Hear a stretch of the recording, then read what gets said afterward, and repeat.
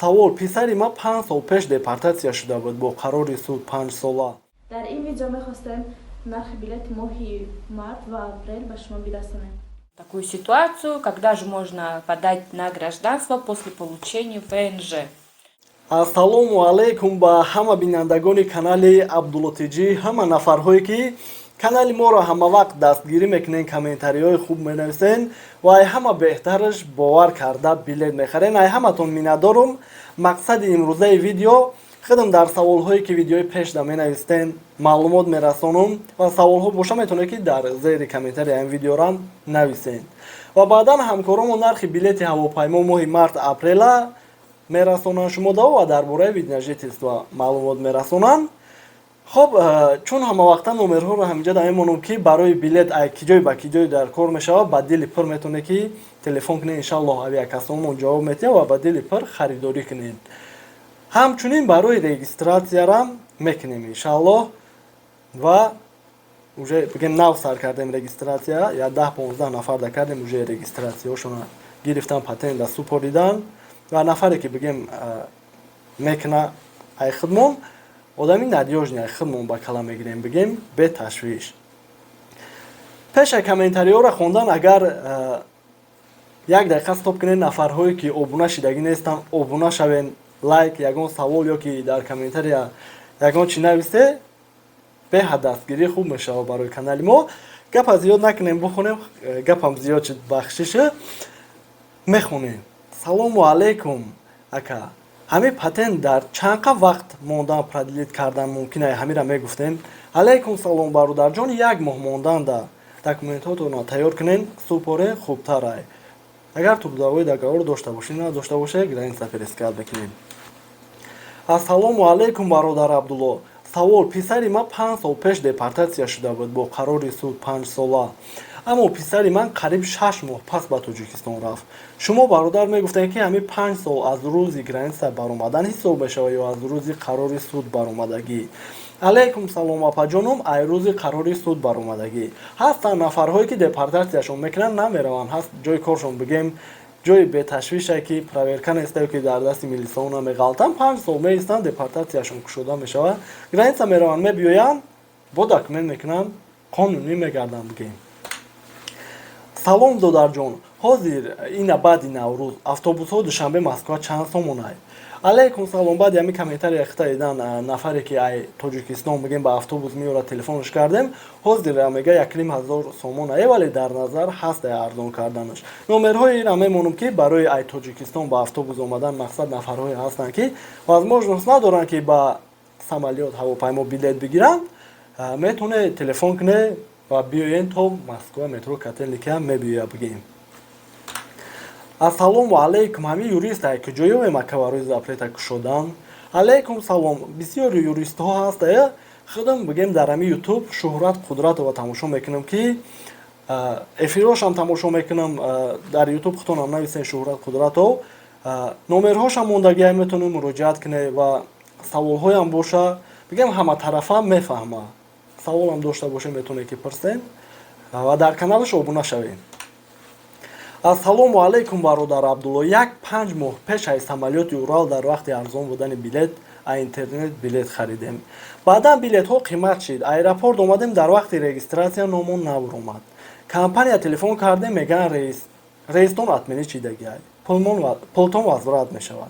Вале рейст атменӣ нашидагӣ буд. Дар муддати 15 рӯз пулмон возврат шид. Сабаб дар чӣ буд?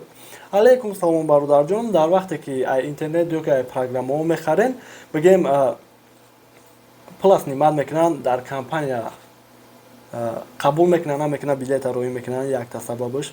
Дуюмаш бигем дар компанияам ки агар оформид шавад билетона роӣ кунад, шумо масалан 10 000 рубл да билет хардагиен, мешавад билет 25 000, фоидааш зиёдтар мешавад бигем. Билет шуморо аннулировать мекунад, хали ҳолатҳо бисёр нафарҳо шудагиен ки телефон мекунанд. баъдан бигем як кас дигар оформид мекунанд, билет шуморо аннулировать мекунанд, занг мезананд, меган ё рейс атменӣ шид, ё ки меган самолёт алӣ шид, ин самолёт майдатара шумо да ҷон нарасид. баъд масалан бисёр сабабҳоро меган, вале дар ин ҳолат ҳеҷ кор кардан намешавад. ва барои ҳамин мақсад на фақат авиакассаи худмона ҳама вақт ай интернет хариданда авиакаса хубтар ай. Барое ки авиакасаҳо рӯзҳои раидагиянд ки чӣ хеле ки меден ай Жуковский 3 рӯз 4 рӯз рейсҳо парвоз намекардан, пули увора варзурат мекардан ки дар аэропорт ждат накунанд. Ё ки бигем билета мехарен, намехоҳем рафтан, ҷош дар авиакаса ҳама вақт запас дора ки барои вазурат кардан бигем ҷош да вазурат мекуна ки интернет 15 рӯз 1 моҳ да вазурат мекуна. номтон хато мешава, бе аэропорта штраф споридан ҷош да худаш исправит мекуна бигем. Ё ки ай Жуковский билетон ай дамадедова мешава, телефон мекунад, хабардор мекунад, ҳама тарафа хубтар ай. Бале бигем ай интернет авиакасаҳо қиматтарана, вале дар ҳамин соҳа ҳастанд, ҳамаи ҳолатҳо шаидагиянд, бигем ҷош да мегиранд, исправит мекунанд.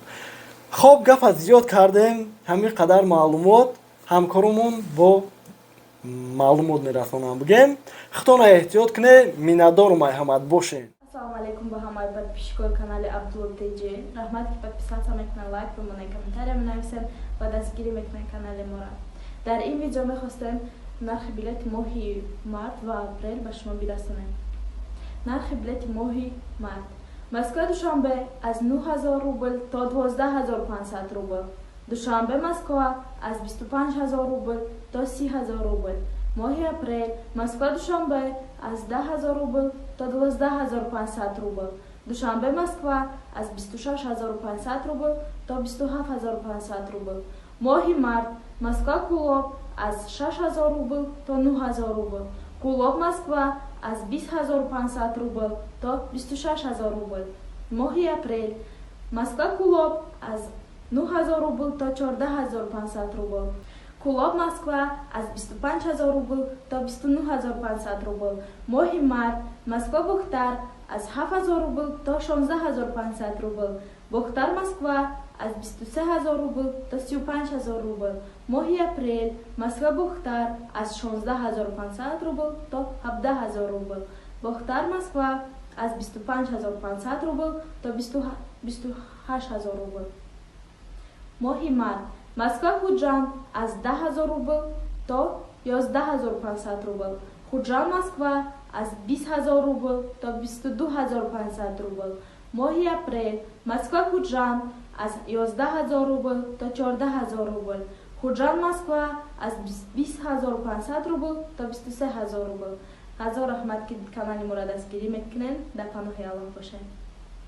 Ассаламу алейкум всем подписчикам канала Абдуллотиҷи. В этом видео мы хотели бы разобрать с вами такую ситуацию, когда же можно подать на гражданство после получения ВНЖ. Все зависит от того, что какое у вас было основание для подачи ВНЖ. Если вы подавали для получения ВНЖ в общем порядке, то есть это получение квоты, РВП и вид на жительство, то после получения вид на жительство вы должны на территории Российской Федерации прожить не менее 5 лет. После того, как пройдет 5 лет, вы тогда вправе подать документы на получение гражданства. Второй способ – это по ребенку. То есть у вас на территории Российской Федерации есть ребенок, в свидетельстве о рождении ребенка записано вы как отец, вы получаете вид на жительство, но сразу же подать на гражданство вы не имеете права, потому что вы должны ожидать, когда ребенок будет совершеннолетним. То есть это будет 18 лет. Третий – это если у вас есть ребенок и с матерью этого ребенка у вас заключен брак. То есть вы сразу же после получения вид на жительство можете подать на гражданство. И четвертый, самый распространенный, если у вас нет никакого основания, то основанием вы можете стать для себя сами.